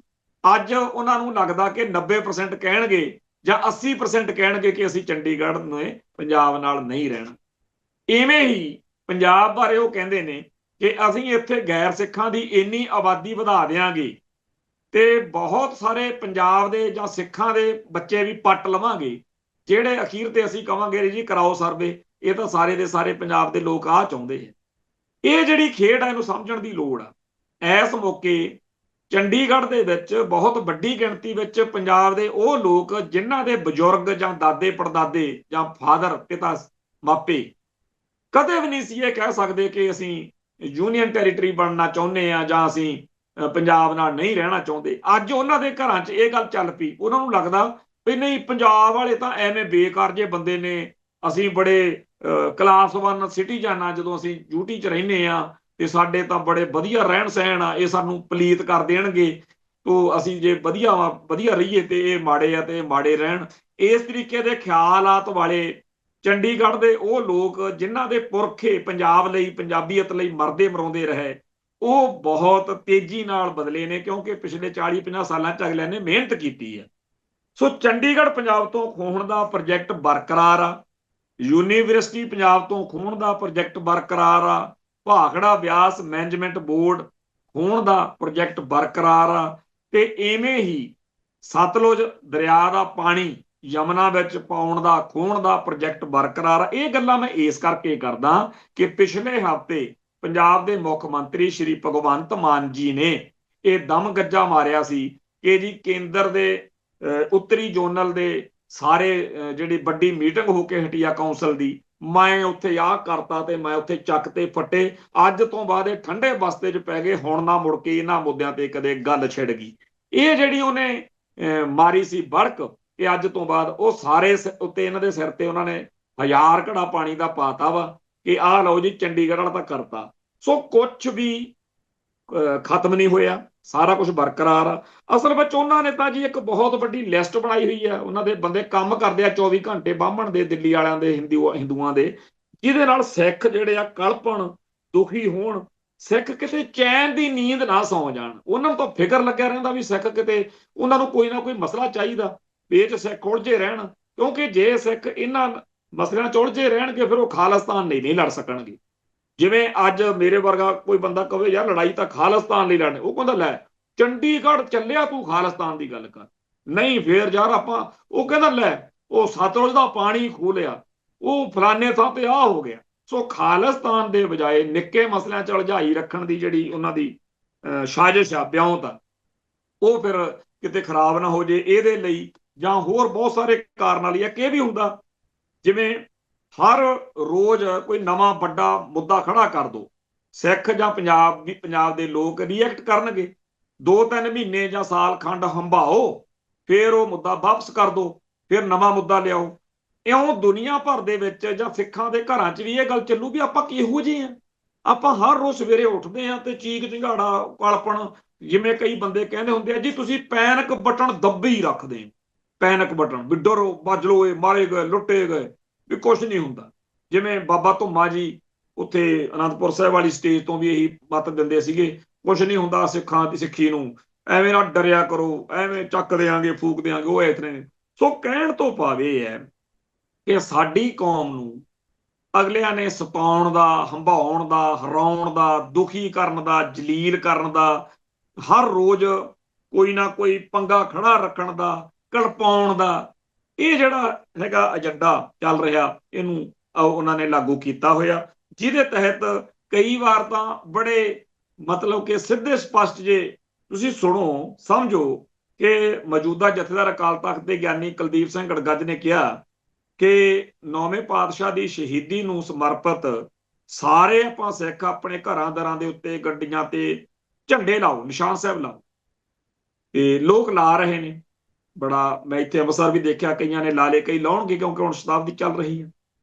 ਪਰ ਹਰਿਆਣੇ ਦੇ ਵਿੱਚ ਰੱਤਾ ਖੇੜਾ ਵਾਲੇ ਸਰਦਾਰ ਬਗੀਚਾ ਸਿੰਘ ਰੱਤਾ ਖੇੜਾ, ਜਿਹੜੇ ਖਾਲਸਾ ਪੰਥ ਦੀ ਸੇਵਾ ਦੇ ਵਿੱਚ ਹਮੇਸ਼ਾ ਤਤਪਰ ਰਹਿੰਦੇ ਨੇ, ਉਹਨਾਂ ਨੇ ਝੰਡਾ ਕਾਹਦਾ, ਨਿਸ਼ਾਨ ਸਾਹਿਬ ਕਾਹਦਾ ਚਲਾਇਆ ਜੀ, ਪੁਲਿਸ ਪਹੁੰਚ ਗਈ ਪੁਰਾਣਾ ਕੋਈ ਕੇਸ ਕੱਢ ਕੇ, ਉਹ ਧੂਮ ਘੁੜੀਸ ਕੀਤੀ, ਉਹ ਵੀਡੀਓ ਦੇਖ ਕੇ ਮਤਲਬ ਕਿ ਵੀ ਹਰਿਆਣੇ ਦੇ ਹੋਰ ਸਿੱਖ ਫਿਰ ਡਰ ਜਾਣਗੇ ਵੀ ਨਾ ਜੀ ਉੱਥੇ ਦੇਖੋ ਫੜ ਕੇ ਲੈ ਜਾਂਦੇ ਨੇ ਉਹਨਾਂ ਨੂੰ। ਸੋ ਇਸ ਤਰੀਕੇ ਨਾਲ ਅਗਲੇ ਤੁਹਾਨੂੰ ਜਿਹੜਾ ਕਹਿੰਦੇ ਸੀ ਨਾ ਵੀ ਬਰਾਬਰਤਾ ਦਾ ਅਹਿਸਾਸ, ਉਹ ਸਾਰਾ ਜਿਹੜਾ ਹੈਗਾ ਉਹ ਚੱਲ ਰਿਹਾ। ਪਿੱਛੇ ਜੇ ਇਹਨਾਂ ਨੇ ਐਲਾਨ ਕੀਤਾ ਸੀ, ਪਤਾ ਨਹੀਂ ਕੀ ਆ ਚੱਕਰ ਸੀਗਾ, ਵੀ ਜੀ ਸਾਰੇ ਆਪਾਂ ਝੰਡੇ ਲਾਉਣੇ ਆ, ਹਿੰਦੂਆਂ ਨੇ ਲਾਏ, ਕਿਸੇ ਨੇ ਇਤਰਾਜ਼ ਨਹੀਂ ਕੀਤਾ, ਇੱਥੇ ਸਾਰਾ ਅੰਮ੍ਰਿਤਸਰ ਭਰਿਆ ਪਿਆ ਸੀ। ਪਰ ਜੇ ਸਿੱਖ ਆਪਣੇ ਪਾਤਸ਼ਾਹ ਦੀ ਯਾਦ ਵਿੱਚ ਝੰਡੇ ਲਾ ਰਹੇ ਨੇ ਤਾਂ ਕਿਉਂ ਇਤਰਾਜ਼? ਖਾਸ ਤੌਰ ਤੇ ਉਹ ਪਾਤਸ਼ਾਹ ਜਿਨ੍ਹਾਂ ਦੀ ਸ਼ਹਾਦਤ ਹੈ ਹੀ ਤਿਲਕ ਜਨੇਊ ਨਾਲ ਜੋੜ ਕੇ ਦੇਖੀ ਜਾਂਦੀ ਹੈ। ਸੋ ਇਸ ਮਾਹੌਲ ਦੇ ਵਿੱਚ ਜਿਹੜਾ ਉੱਥੇ ਅਸੈਂਬਲੀ ਲਾਈ ਗਈ ਹੈ ਅਨੰਦਪੁਰ ਸਾਹਿਬ, ਉੱਥੇ ਭਗਵੰਤ ਮਾਨ ਸਰਕਾਰ ਨੇ ਐਲਾਨ ਕੀਤਾ ਕਿ ਜੀ ਜਿਹੜੇ ਅੰਮ੍ਰਿਤਸਰ ਦਾ ਗਲਿਆਰਾ ਤੇ ਆਪਣੇ ਨਾਲ ਹੈਗਾ ਤਖਤ ਸ੍ਰੀ ਦਮਦਮਾ ਸਾਹਿਬ, ਤੇ ਇਹ ਤੋਂ ਇਲਾਵਾ ਜਿਹੜਾ ਹੋਰ ਕੁਝ ਸ਼ਹਿਰਾਂ ਦਾ ਉਹਨਾਂ ਨੇ ਦਮਦਮਾ ਸਾਹਿਬ ਦਾ ਤੇ ਅੰਮ੍ਰਿਤਸਰ ਦਾ, ਅਨੰਦਪੁਰ ਸਾਹਿਬ ਦਾ ਐਲਾਨ ਕਰਦਿਆਂ ਹੋਇਆਂ ਵੀ ਪਵਿੱਤਰ ਸ਼ਹਿਰ, ਤੇ ਕਿਹਾ ਕਿ ਜੀ ਜਿਹੜਾ ਦਰਬਾਰ ਸਾਹਿਬ ਦਾ ਗਲਿਆਰਾ, ਹੁਣ ਇੱਥੇ ਇਹਨੂੰ ਪਵਿੱਤਰ ਸ਼ਹਿਰ ਅੰਮ੍ਰਿਤਸਰ ਨੂੰ ਕਰਾਰ ਦਿਓ। 1980 ਚ ਸਤੰਬਰ ਚ ਆਪਾਂ ਨੂੰ ਪਤਾ ਹੀ ਆ ਗੱਲ ਚੱਲੀ। ਫਿਰ ਮਈ 1981 ਚ ਮਾਰਚ ਵੀ ਕੱਢਿਆ। ਉਹਦੇ ਖਿਲਾਫ ਹਿੰਦੂ ਕੱਟੜਵਾਦ ਨੇ ਕਿਹਾ ਜੀ ਬੀੜੀ ਸਿਗਰਟ ਪੀਏਂਗੇ ਹਮ ਸ਼ਾਨ ਸੇ ਜੀਏਂਗੇ। ਫਿਰ ਲਾਲਾ ਹਰਬੰਸ ਲਾਲ ਖੰਨਾ ਜਿਹੜਾ ਉਹ ਸਿੱਖਾਂ ਦੇ ਕਹਿਰ ਦਾ ਸ਼ਿਕਾਰ ਬਣਿਆ, ਉਹਦੀ ਯਾਦਗਾਰ ਬੀਜੇਪੀ ਦੇ ਦਫ਼ਤਰ 'ਚ ਉਹਦਾ ਬੁੱਤ ਲਾ ਕੇ ਇੱਥੇ ਅੰਮ੍ਰਿਤਸਰ ਬਣਾਈ ਹੋਈ ਆ। ਹੁਣ ਬੀਜੇਪੀ ਦਾ ਇੱਕ ਇੱਥੇ ਲੀਡਰ ਵਾ ਜਗਮੋਹਨ ਸਿੰਘ ਰਾਜੂ, ਹਾਲਾਂਕਿ ਉਹ ਸਾਬਕਾ IAS ਅਧਿਕਾਰੀ ਆ। ਉਹਨੇ ਕਦੇ ਉਹ ਦਰਬਾਰ ਸਾਹਿਬ ਅੰਮ੍ਰਿਤਸਰ ਨੂੰ ਪੁੱਛਦਾ, ਕਦੇ ਉਹ ਸਰਕਾਰ ਨੂੰ, ਕਦੇ ਸ਼੍ਰੋਮਣੀ ਕਮੇਟੀ ਨੂੰ ਕਿ ਜੀ ਮੈਂ ਤਾਂ ਭੁੱਖ ਹੜਤਾਲ ਰੱਖਣੀ ਆ, ਮੈਨੂੰ ਤੁਸੀਂ ਜੀ ਅੰਮ੍ਰਿਤਸਰ ਨੂੰ ਪਵਿੱਤਰ ਸ਼ਹਿਰ ਦਾ ਦਰਜਾ ਦਿਓ। ਅਖੀਰ ਉਹ ਕੋਰਟ 'ਚ ਚਲੇ ਗਿਆ, ਕੋਰਟ ਨੇ ਵੀ ਉਹਨੂੰ ਪਿੱਛੇ ਜੇ ਇਸ ਮਸਲੇ ਦੇ ਉੱਤੇ ਕਾਰਵਾਈ ਕੀਤੀ ਕਰਾਈ। ਹੁਣ ਭਗਵੰਤ ਮਾਨ ਦੀ ਸਰਕਾਰ ਕਹਿੰਦੀ ਆ ਵੀ ਗਲਿਆਰਾ ਜਿਹੜਾ, ਹੁਣ ਗਲਿਆਰੇ ਦੇ ਅਰਥਾਂ ਦੇ ਉੱਤੇ ਪ੍ਰਗਟ ਸਿੰਘ ਜਿਹੜਾ ਵਿਧਾਇਕ ਆ ਕਾਂਗਰਸ ਦਾ, ਉਹਨੇ ਵੀ ਪੁੱਛਿਆ ਵੀ ਜੀ ਉਹ ਗਲਿਆਰੇ ਦੇ ਵਿੱਚ ਤਾਂ ਪਹਿਲਾਂ ਹੀ ਬੜਾ ਹਿਸਾਬ ਕਿਤਾਬ ਠੀਕ ਠਾਕ ਆ, ਤੁਸੀਂ ਕੀ ਕਹਿਣਾ ਚਾਹੁੰਦੇ ਹੋ ਇਹਦੇ ਮਸਲੇ 'ਚ। ਪਰ ਉਹਨੇ ਕਿਹਾ ਜੀ ਅੱਗੇ ਕਾਨੂੰਨ ਨਹੀਂ ਸੀ, ਹੁਣ ਕਾਨੂੰਨ ਅਨੁਸਾਰ ਉੱਥੇ ਕਈ ਹੋਟਲਾਂ 'ਚ ਗਲਤ ਗੱਲ ਹੁੰਦੀ ਆ ਤੇ ਅਸੀਂ ਉਹ ਸਾਰਾ ਕੁਝ ਠੀਕ ਕਰ ਦਿਆਂਗੇ। ਹੁਣ ਇਹ ਗੱਲ ਹੈ ਬਈ ਅੰਮ੍ਰਿਤਸਰ ਸ਼ਹਿਰ ਨੂੰ ਪਵਿੱਤਰ ਸ਼ਹਿਰ ਦਾ ਦਰਜਾ ਤਾਂ ਆਪਾਂ ਚਲੋ ਮੰਗ ਰਹੇ ਹਾਂ, ਪਰ ਜਿਹੋ ਜਿਹੀ ਗੱਲ ਅੱਜ ਕੀਤੀ ਗਈ ਆ ਇਹੋ ਜਿਹਾ ਨਹੀਂ ਸੀ। ਪਰ ਜੇ ਇਹਨੂੰ ਵੀ ਉਹ ਲਾਗੂ ਕਰਾ ਜਾਣ ਤਾਂ ਬੜੀ ਵੱਡੀ ਗੱਲ ਹੋ। ਹੁਣ ਲਾਗੂ ਕਰਾਉਣ ਦੇ ਵਿੱਚ ਇੱਕ ਇਹਦੇ ਵਿੱਚ ਗੱਲ ਆ ਗਈ ਕਿ ਜੀ, ਔਰ ਇਹ ਬਹੁਤ ਸਾਡੇ ਭਾਈਚਾਰੇ ਵਿੱਚ ਵੀ ਇਹ ਬਹਿਸ ਹੈਗੀ ਆ ਕਿ ਜੀ ਉੱਥੇ ਮਹਾਂਪ੍ਰਸ਼ਾਦ ਜਾਂ ਮੀਟ ਜਾਂ ਮਾਸ ਦੀ ਪ੍ਰੋਬਲਮ, ਬੀੜੀ ਸਿਗਰਟ ਤੇ ਮਾਸ ਇਹ ਨਾਲ ਜੋੜ ਕੇ ਦੇਖਿਆ ਜਾ ਰਿਹਾ। ਤੇ ਚੱਕਰ ਇਹ ਹੈ ਕਿ ਸਾਡੇ ਨਿਹੰਗ ਦਲਾਂ ਦੇ ਵਿੱਚ ਵੀ ਤੇ ਪੁਰਾਤਨ ਕਈ ਹੋਰ ਇਸ ਤਰ੍ਹਾਂ ਦੇ ਪ੍ਰਸੰਗ ਨੇ ਕਿ ਜਿਹੜਾ ਝਟਕਾ ਪ੍ਰਵਾਨ, ਤੇ ਇੱਥੇ ਕਈ ਫੋਟੋਆਂ ਤੁਰੀਆਂ ਫਿਰਦੀਆਂ ਨੇ ਝਟਕੇ ਵਾਲੇ, ਜਿੱਥੇ ਮਤਲਬ ਝਟਕਾ ਛਕਾਇਆ ਜਾਂਦਾ। ਕਈ ਥਾਵਾਂ ਦੇ ਉੱਤੇ ਬਹੁਤ ਹੀ ਜ਼ਿਆਦਾ ਵੱਡੇ ਸਮਾਗਮ ਵੀ ਹੁੰਦੇ ਨੇ ਨਿਹੰਗ ਦਲਾਂ ਤੋਂ ਬਗੈਰ, ਆਮ ਸਿੱਖ ਜਗਤ ਵਿੱਚ ਵੀ ਜਿਹੜਾ ਹੈਗਾ ਝਟਕਾ ਉਹ ਛਕਾਇਆ ਜਾਂਦਾ।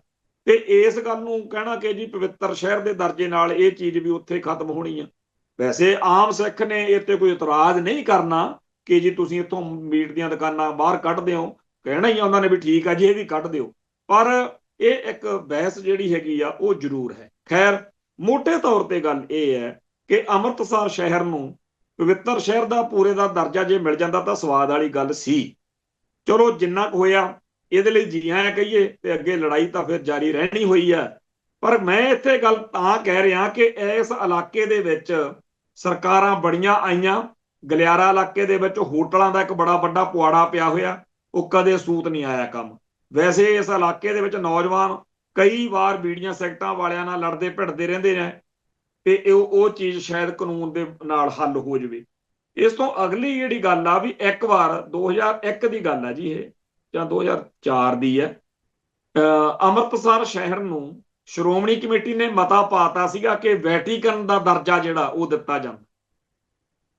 ਅਸੀਂ ਉਹਦੀ ਵਿਆਖਿਆ ਕਰਤੀ ਦਲ ਖਾਲਸਾ ਵੱਲੋਂ ਵੀ ਉਹ ਤਾਂ ਇੱਕ ਸਟੇਟ ਵਰਗੀ ਹੋਈ ਗੱਲ ਹੁੰਦੀ ਹੈ। ਚਲੋ ਵਧੀਆ, ਅੰਮ੍ਰਿਤਸਰ ਸਿੱਖਾਂ ਦੀ ਰਾਜਧਾਨੀ ਦੇ ਰੂਪ ਦੇ ਵਿੱਚ ਕਾਇਮ ਹੋ ਜੂ। ਜਦੋਂ ਇਹਨਾਂ ਨੂੰ ਸਮਝ ਲੱਗੀ, ਮੁੜ ਕੇ ਸ਼੍ਰੋਮਣੀ ਕਮੇਟੀ ਨੇ, ਬਾਦਲ ਕਿਆਂ ਨੇ ਉਹ ਕਿਤੇ ਮਤਾ ਛੇੜਿਆ ਹੀ ਨਹੀਂ। ਲੱਗਦਾ ਇਹੀ ਹੈ ਕਿ ਬਹੁਤ ਸਾਰੇ ਕਾਰਨਾਂ ਕਰਕੇ ਐਲਾਨ ਕਰਤਾ, ਜਿਵੇਂ ਕਹਿੰਦੇ ਸੀ ਬਰਗਾੜੀ ਵਾਲਿਆਂ ਨੂੰ ਐ ਕਰ ਦਿਆਂਗੇ, 5 ਮਿੰਟ 'ਚ MSP ਦੇ ਦਿਆਂਗੇ, ਜਿਵੇਂ ਕੈਪਟਨ ਨੇ ਕਿਹਾ ਸੀਗਾ ਵੀ ਲੱਕ ਤੋੜ ਦਿਆਂਗੇ ਨਸ਼ੇ ਦਾ। ਇਹ ਉਵੇਂ ਦਾ ਇੱਕ ਐਲਾਨ ਹੀ ਬਣ ਕੇ ਰਹਿ ਜਾਣਾ, ਹੋਣਾ ਹਵਾਣਾ ਇਹਦੇ 'ਚ ਕੱਖ ਨਹੀਂ। ਤੇ ਇਹ ਗੱਲ ਜਿਹੜੀ ਹੈ, ਪਰ ਅੱਜ ਦੀ ਇਹ ਖਬਰ ਬੜੀ ਹੈ ਕਮਾਲ ਦੀ। ਖੈਰ, ਗੱਲਾਂ ਬਾਤਾਂ ਇਹੋ ਜਿਹੀਆਂ ਜਿਹੜੀਆਂ ਨੇ ਉਹ ਚੱਲਦੀਆਂ ਰਹਿਣੀਆਂ ਨੇ। ਮਾੜੀਆਂ ਚੰਗੀਆਂ ਘਟਨਾਵਾਂ ਨੇ ਜਿਹਦੇ ਉੱਤੇ ਚਰਚਾ ਕੀਤੀ ਜਾ ਸਕਦੀ ਆ, ਪਰ ਆਪਾਂ ਹੁਣ ਇਸ ਹਿੱਸੇ ਦੇ ਵਿੱਚ 9ਵੇਂ ਪਾਤਸ਼ਾਹ ਦੀ ਸ਼ਹਾਦਤ ਵਾਲੇ ਪਾਸੇ ਥੋੜਾ ਜਿਹਾ ਧਿਆਨ ਦਈਏ। ਪਿਛਲੇ ਪ੍ਰੋਗਰਾਮ ਦੇ ਵਿੱਚ ਆਪਾਂ ਚਰਚਾ ਕੀਤੀ ਸੀ ਕਿ ਕਿਵੇਂ ਜਦੋਂ 9ਵੇਂ ਪਾਤਸ਼ਾਹ ਪੂਰਬ ਵੱਲ ਗਏ ਹੋਏ ਸੀ ਯਾਤਰਾ ਕਰਨ, ਤਾਂ ਉੱਥੋਂ ਉਹਨਾਂ ਨੂੰ ਪਟਨਾ ਸਾਹਿਬ ਦੇ ਵਿੱਚੋਂ ਖਬਰ ਮਿਲਦੀ ਆ ਕਿ ਘਰ ਦੇ ਵਿੱਚ ਬਾਲਕ ਗੁਰੂ ਨਾਨਕ ਪਾਤਸ਼ਾਹ ਦੇ ਘਰ ਦੇ ਜਿਹੜੀ ਗੱਦੀ ਚੱਲਦੀ ਆ ਉਹ ਇੱਕ ਤਾਂ ਗੁਰੂ ਪਰੰਪਰਾ ਚ ਇੱਕ ਪਰਿਵਾਰਕ ਵੀ ਸਾਰਿਆਂ ਦੇ ਪਰਿਵਾਰ ਸੀ, ਗ੍ਰਸਤੀ ਸਾਡਾ ਧਰਮ ਹੈ। ਸੋ ਗੋਬਿੰਦ ਰਾਏ ਜਿਨ੍ਹਾਂ ਨੇ ਬਾਅਦ ਵਿੱਚ ਗੁਰੂ ਗੋਬਿੰਦ ਸਿੰਘ ਬਣ ਕੇ ਇਸ ਇਤਿਹਾਸ ਨੂੰ ਰੋਸ਼ਨ ਕਰਨਾ ਸੀ, ਉਹਨਾਂ ਦਾ ਫਿਰ ਉੱਥੇ ਪ੍ਰਕਾਸ਼ ਹੁੰਦਾ। ਤੇ ਗੁਰੂ ਸਾਹਿਬ ਗੁਰੂ ਤੇਗ ਬਹਾਦਰ ਪਾਤਸ਼ਾਹ ਉੱਥੋਂ ਫਿਰ ਮਾਲਵੇ ਵੱਲ ਆ ਜਾਂਦੇ ਆ, ਬਾਂਗਰ ਦੇ ਇਲਾਕੇ ਚ, ਤੇ ਇੱਥੇ ਰਹਿੰਦਿਆਂ ਹੋਇਆਂ ਆਨੰਦਪੁਰ ਸਾਹਿਬ ਉਹਨਾਂ ਕੋਲ ਕਸ਼ਮੀਰ ਤੋਂ ਗਵਰਨਰ ਇਫਤਖਾਰ ਖਾਨ, ਜਿਨੇ ਕਸ਼ਮੀਰ ਦੇ ਵਿੱਚ ਲੋਕਾਂ ਨੂੰ ਮੁਸਲਮਾਨ ਬਣਾਉਣ ਦਾ, ਜਬਰੀ ਮੁਸਲਮਾਨ ਬਣਾਉਣ ਦਾ ਉੱਥੇ ਕੰਮ ਸ਼ੁਰੂ ਕੀਤਾ ਸੀ, ਬੜੀ ਸਖਤੀ ਸੀ। ਤੋਂ ਕਸ਼ਮੀਰ ਦੇ ਜਿਹੜੇ ਪੰਡਤ ਨੇ ਉਹ ਇਕੱਠੇ ਹੋ ਕੇ 25 ਮਈ 1675 ਲਿਖਿਆ ਹੋਇਆ ਜੀ ਇਹ ਸ਼੍ਰੋਮਣੀ ਕਮੇਟੀ ਨੇ, ਬਈ ਇਹ ਮਟਨ ਨਿਵਾਸੀ ਅੜੂ ਰਾਮ ਦੇ ਪੁੱਤਰ ਪੰਡਤ ਕਿਰਪਾ ਰਾਮ ਦੱਤ ਦੀ ਅਗਵਾਈ ਚ ਕਸ਼ਮੀਰੀ ਬ੍ਰਾਹਮਣਾਂ ਦਾ ਇੱਕ ਵਫਦ ਕਸ਼ਮੀਰ ਤੋਂ ਚੱਕ ਨਾਨਕੀ ਸ਼੍ਰੀ ਅਨੰਦਪੁਰ ਸਾਹਿਬ ਵਿਖੇ ਗੁਰੂ ਦਰਬਾਰ ਦੇ ਵਿੱਚ ਫਰਿਆਦੀ ਹੋਇਆ।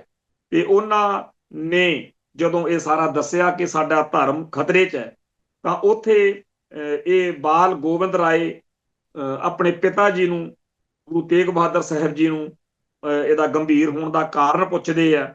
ਤੇ ਗੁਰੂ ਸਾਹਿਬ ਗੁਰੂ ਤੇਗ ਬਹਾਦਰ ਜੀ ਜਦੋਂ ਦੱਸਦੇ ਆ ਸਾਰੀ ਗੱਲ ਕਿ ਇਹ ਕਿਸੇ ਵੱਡੇ ਮਹਾਪੁਰਸ਼ ਦੀ ਸ਼ਹਾਦਤ ਹੋਣ ਨਾਲ ਹੀ ਧਰਮ ਬਚ ਸਕਦਾ ਹੈ, ਤਾਂ ਪਿਤਾ ਜੀ ਨੂੰ ਗੁਰੂ ਸਾਹਿਬ ਗੁਰੂ ਗੋਬਿੰਦ ਸਿੰਘ ਜੀ ਕਹਿ ਦਿੰਦੇ ਆ ਕਿ ਤੁਹਾਡੇ ਤੋਂ ਵੱਡਾ ਮਹਾਪੁਰਸ਼ ਕੌਣ ਹੋ ਸਕਦਾ। ਸੋ ਇਸ ਗੱਲ ਤੋਂ 9ਵੇਂ ਪਾਤਸ਼ਾਹ ਕਸ਼ਮੀਰੀ ਪੰਡਤਾਂ ਨੂੰ ਕਹਿ ਦਿੰਦੇ ਆ ਕਿ ਤੁਸੀਂ ਹਕੂਮਤ ਨੂੰ ਜਾ ਕੇ ਕਹਿ ਦੇਵੋ ਕਿ ਜੇ ਗੁਰੂ ਤੇਗ ਬਹਾਦਰ ਸਾਹਿਬ ਨੂੰ ਮੁਸਲਮਾਨ ਕਰ ਲਓ ਤਾਂ ਅਸੀਂ ਸਾਰੇ ਹੀ ਜਿਹੜੇ ਆ ਉਹ ਫਿਰ ਤੁਹਾਡੀ ਗੱਲ ਤੇ ਇਤਰਾਜ਼ ਨਹੀਂ ਕਰਾਂਗੇ। ਸੋ ਇਹ ਗੱਲ ਇਸ ਵਿੱਚ ਜਿਹੜਾ ਸ਼੍ਰੋਮਣੀ ਕਮੇਟੀ ਨੇ ਛਾਪਿਆ ਉਹਦੇ ਚ ਦਰਜ ਆ। ਸੋ ਇਸ ਤੋਂ ਬਾਅਦ ਵਿੱਚ ਗੁਰੂ ਤੇਗ ਬਹਾਦਰ ਜੀ ਆਪਣੇ ਸਿੱਖਾਂ ਭਾਈ ਮਤੀ ਦਾਸ ਜੀ, ਭਾਈ ਸਤੀ ਦਾਸ ਜੀ ਤੇ ਭਾਈ ਦਿਆਲਾ ਜੀ ਨੂੰ ਨਾਲ ਲੈ ਕੇ ਦਿੱਲੀ ਵੱਲ ਚੱਲ ਪੈਂਦੇ ਆ।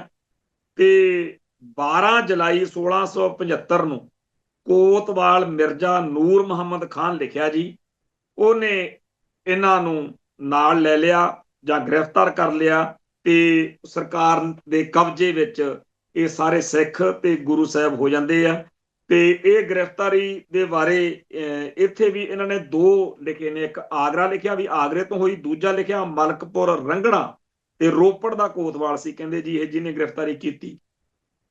ਸੋ ਵੈਸੇ ਤਾਂ 300 ਸਾਲ ਹੋਏ ਆ ਸਾਰੇ ਘਟਨਾਕ੍ਰਮ ਨੂੰ। ਦੂਜੀਆਂ ਕੌਮਾਂ ਦੇ ਖੋਜ ਕਰਤਾ ਜਾਂ ਕੌਮਾਂ ਵੱਡੇ ਵੱਡੇ ਪ੍ਰੋਜੈਕਟਾਂ ਵਜੋਂ ਖੋਜ ਕਰਾਉਂਦੇ ਆਪਦੇ ਇਤਿਹਾਸ। ਤੇ ਅਸੀਂ ਜਿਹੜੇ ਮੈਂ ਸ਼੍ਰੋਮਣੀ ਕਮੇਟੀ ਵਾਲੇ ਚ ਵੀ ਦੇਖ ਰਹੇ ਹਾਂ ਬਈ ਇਦਾਂ 2 ਲਿਖੇ ਨੇ ਵੀ ਆਗਰੇ ਤੋਂ ਹੋਈ ਜਾਂ ਇਸ ਤਰ੍ਹਾਂ, ਇਹ ਸਾਰੀਆਂ ਗੱਲਾਂ ਸਪਸ਼ਟ ਹੋਣੀਆਂ ਚਾਹੀਦੀਆਂ ਨੇ। ਪਿਛਲੇ ਦਿਨੀ ਇੱਕ ਸਿੱਖ ਇਤਿਹਾਸ ਕਿਤਾਬ ਜੀ ਦਾ ਪਹਿਲਾਂ ਵੀ ਰੌਲਾ ਪੈਂਦਾ ਰਿਹਾ, ਉਹਦੇ ਬਾਰੇ ਸਾਡੇ ਵਿਦਵਾਨਾਂ ਨੇ ਦੁਬਾਰਾ ਗੱਲ ਛੇੜੀ ਸੀ। ਉਹਦੇ ਵਿੱਚ ਇਹ ਗੱਲ ਇੱਕ, ਮੈਂ ਬਾਕੀ ਤਾਂ ਸਾਰਾ ਆਪਾਂ ਨੂੰ ਪਤਾ ਹੀ ਹੈ, ਪਰ ਮੈਂ ਉੱਥੇ ਇੱਕ ਗੱਲ ਸੁਣ ਰਿਹਾ ਸੀਗਾ ਜਿਹੜੀ ਸਹੀ ਮੈਨੂੰ ਇਤਰਾਜ਼ ਲੱਗਿਆ। ਇਹ ਸਾਡੇ 10 ਪਾਤਸ਼ਾਹੀਆਂ ਦੇ ਇਤਿਹਾਸ ਵਿੱਚ ਬਹੁਤ ਸਾਰੀਆਂ ਗੱਲਾਂ ਗੜਬੜ ਕੀਤੀਆਂ ਪਈਆਂ ਨੇ ਕਿ ਉਹ ਐਂ ਵੀ ਹੋ ਸਕਦੀ, ਆਹ ਵੀ ਹੋ ਸਕਦੀ ਹੈ। ਤੋਂ ਸਾਡੀ ਕੌਮ ਨੂੰ, ਸ਼੍ਰੋਮਣੀ ਕਮੇਟੀ ਨੂੰ ਖਾਸ ਤੌਰ ਤੇ ਬਣਦਾ ਕਿ ਉਹ ਵਿਸ਼ੇਸ਼ ਤੌਰ ਤੇ ਇੱਕ ਰਿਸਰਚ ਕਰਾਵੇ 10 ਪਾਤਸ਼ਾਹੀਆਂ ਦਾ ਸੰਪੂਰਨ ਸਹੀ ਤੇ ਸੱਚਾ ਇਤਿਹਾਸ ਆ ਜਿਹੜਾ ਉਹ ਪ੍ਰਗਟ ਕੀਤਾ ਜਾਵੇ। ਖੈਰ ਜਦੋਂ ਗੁਰੂ ਸਾਹਿਬ ਨੂੰ ਉੱਥੇ ਲੈ ਕੇ ਜਾਂਦੇ ਆ ਤਾਂ ਲੋਹੇ ਦੇ ਪਿੰਜਰੇ 'ਚ ਕੈਦ ਕਰਕੇ ਲੈ ਕੇ ਜਾਂਦੇ ਆ। ਔਰੰਗਜ਼ੇਬ ਦੀਆਂ ਹਦਾਇਤਾਂ ਤੇ ਸ਼ਹਿਰ ਦੀ ਕੋਤਵਾਲੀ 'ਚ ਰੱਖਿਆ ਜਾਂਦਾ। ਦਿੱਲੀ ਕੋਤਵਾਲੀ 'ਚ 8 ਦਿਨ ਗੁਰੂ ਜੀ ਨੂੰ ਤਸੀਹੇ ਦਿੱਤੇ ਗਏ ਤੇ ਦਿੱਲੀ ਦੇ ਸੂਬੇ ਨੇ ਇਹ ਸ਼ਰਤਾਂ ਰੱਖੀਆਂ ਕਿ ਜਾਂ ਤਾਂ ਕਰਾਮਾਤ ਦਿਖਾਓ, ਦੂਜਾ ਇਸਲਾਮ ਕਬੂਲ ਕਰੋ, ਤੀਜਾ ਮਰਨ ਲਈ ਤਿਆਰ ਰਹੋ। ਗੁਰੂ ਜੀ ਨੇ ਪਹਿਲੀਆਂ 2 ਸ਼ਰਤਾਂ ਨਹੀਂ ਮੰਨੀਆਂ ਤੇ ਤੀਜੀ ਸ਼ਰਤ ਮਰਨਾ ਮਨਜ਼ੂਰ ਕੀਤਾ।